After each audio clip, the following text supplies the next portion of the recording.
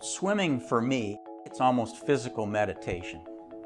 I kind of like to unplug from life for a little while, and swimming does that.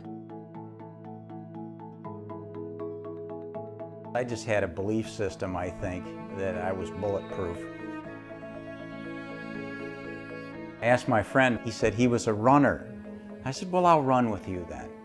We ran a mile and did some push-ups and some sit-ups. All of a sudden, I just felt a little bit nauseous. Eventually learned that I had had a heart attack.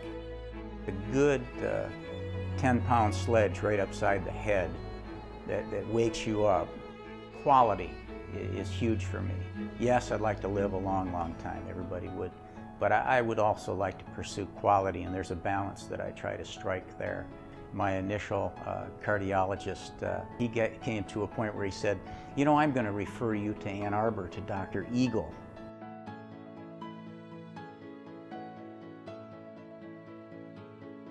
So I remember when Larry came, and he was very determined, as I recall, to get back to competitive swimming. But equally, I think, fearful that he not do anything that might put him at jeopardy. The relationship between a patient and a doctor goes way beyond knowledge suggests you do this.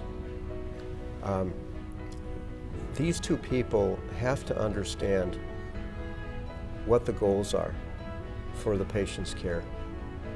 They have to trust each other, that we're doing everything we can to make sure his health is optimized.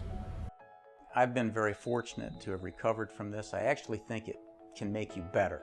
I think I'm probably healthier than I was before.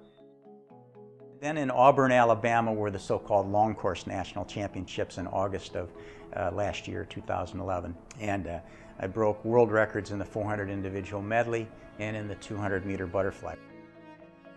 To move forward and be fortunate enough to meet somebody like Dr. Eagle, I'm his patient and he's my doctor. And I just feel like I'm a very fortunate person to have a faith, a family, and a physician like Dr. Eagle. It's part of my personal makeup that I would prefer to try to thrive than merely survive.